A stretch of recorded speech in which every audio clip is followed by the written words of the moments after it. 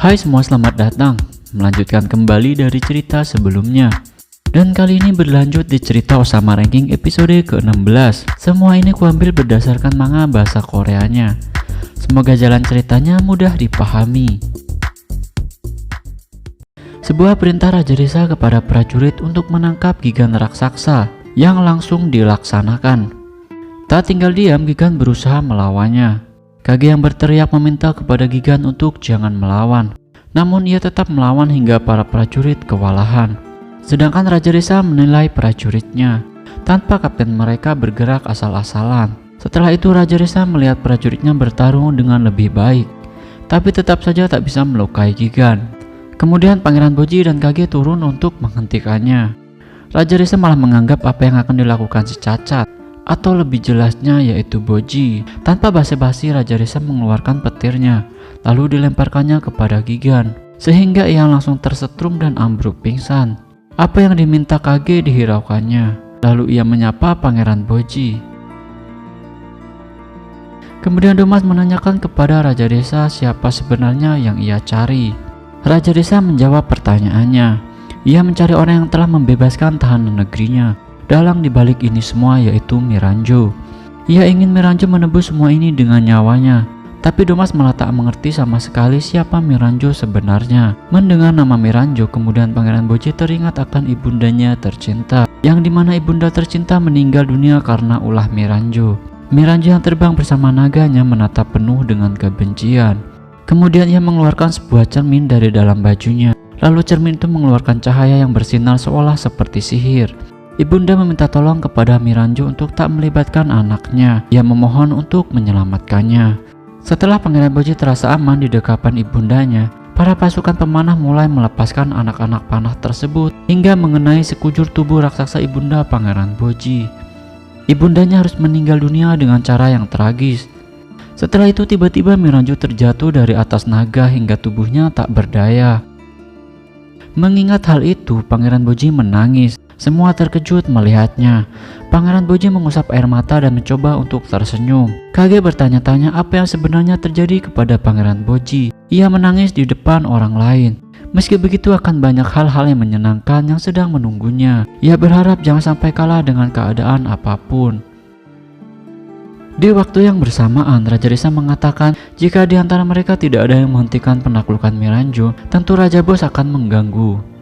Karena Raja Bos begitu menyayangi Miranjo, mereka mempunyai perasaan yang sangat dalam. Dan jika Raja Bos datang, ia harus segera pergi karena ia merasa tidak bisa menghentikannya.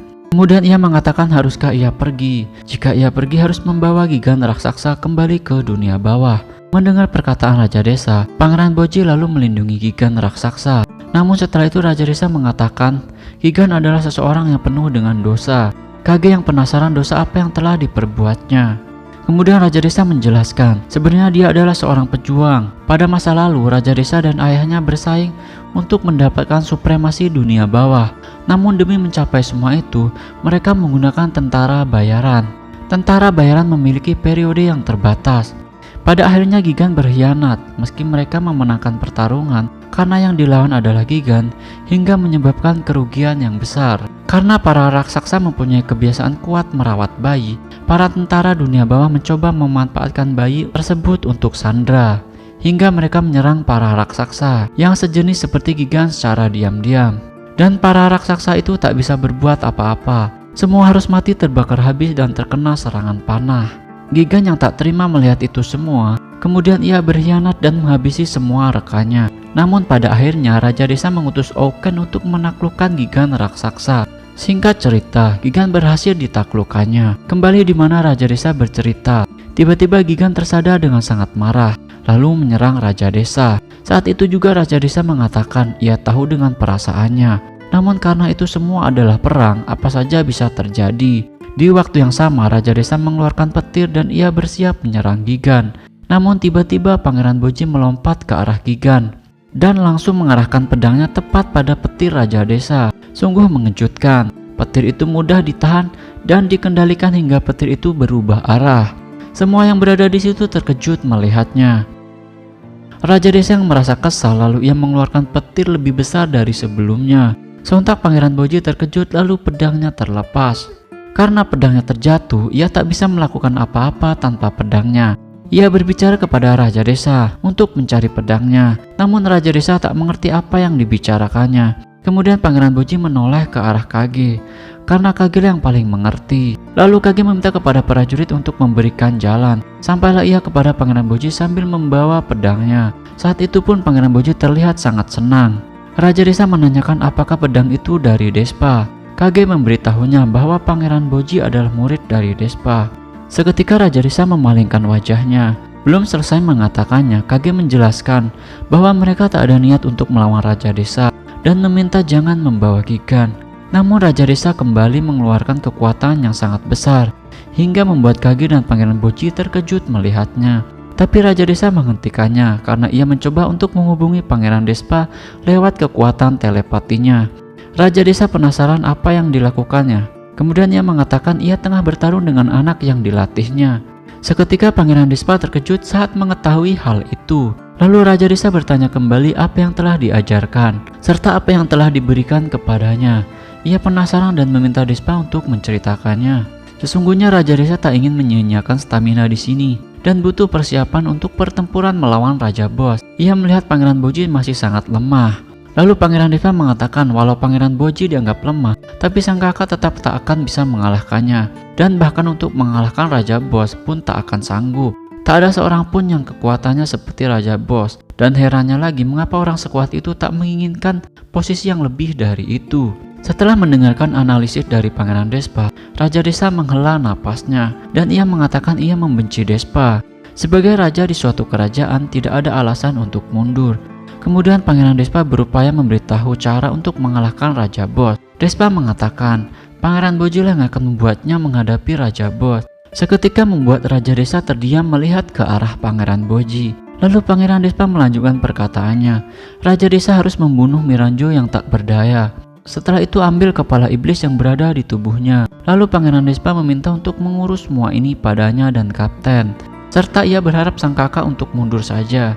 Mendengar akan hal itu, Raja Desa tersenyum, lalu memerintahkan kepada prajuritnya untuk kembali ke dunia bawah. Tapi Raja Desa tetap ingin membawa Gigan bersamanya. Lagi-lagi Boji bertindak dengan cepat mengambil pedangnya lalu berupaya melindungi Gigan. Melihat itu semua, Raja Desa menjelaskan bahwa Gigan tak akan menjadi tahanan, melainkan dia akan bergabung sebagai kesatria dunia bawah. Sontak hal itu mengejutkan Gigan dan Pangeran Boji. Ada suatu alasan mengapa Raja Desa menginginkan Gigan menjadi kesatria.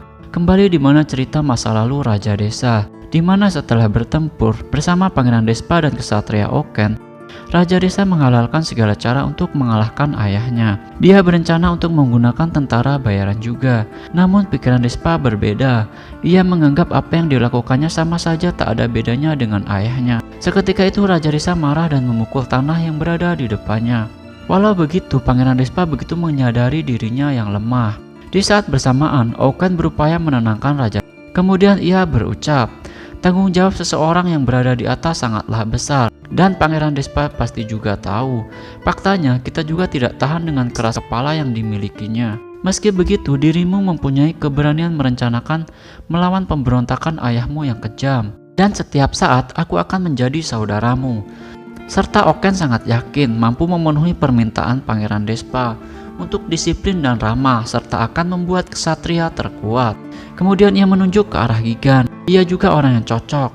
Suatu hari nanti ia akan membawanya sebagai kesatria. Dan seperti itulah mengapa Raja Desa ingin membawa Gigan bersamanya sebagai kesatria. Kemudian peristiwa yang mengerikan terjadi. Oken datang kepada Raja Desa memberikan kabar buruk. Ia tidak ingin kehilangan jati dirinya, namun mereka begitu tidak mengerti.